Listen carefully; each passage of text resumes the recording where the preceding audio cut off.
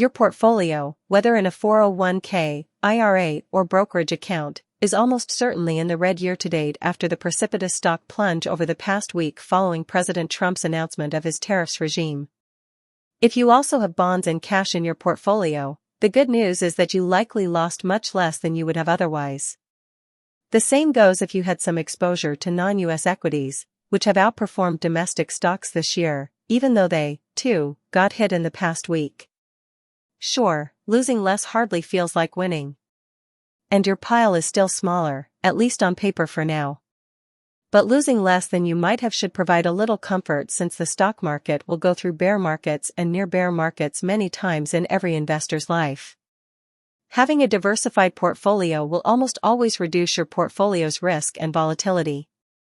This is a great time for younger people to learn a lesson for the next 4 to 5 decades. These market moves have happened before and will happen again. It's what markets do, said Brian Kearns, a certified financial planner and registered investment advisor. In the near term, markets will remain on a knife's edge, with stocks likely to bounce back at times on any perceived good news or traders' sense that stocks may have been oversold. On Monday morning, for instance, stocks quickly but briefly gained ground after someone posted, falsely, that Trump would consider a 90-day pause in tariffs. So, what to do now? Here is some perspective and advice from financial experts. Diversified portfolios do well over time. Mainstream economists, investors, and CEOs are having a hard time making economic sense of what Trump is doing with his punitive tariffs. That's why there's no guarantee as to how they will affect stocks in the long run.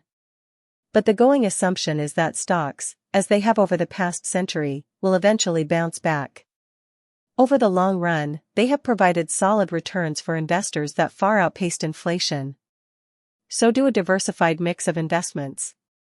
Take the 60-40 portfolio, with 60% in stocks and 40% in fixed income assets like government and corporate bonds. Typically, when stocks do poorly, bonds do better. Even though the 60-40 portfolio has had some bad single-year performances, it got hammered in 2022, for example. Over time, it has offered a lot of ballast for investors.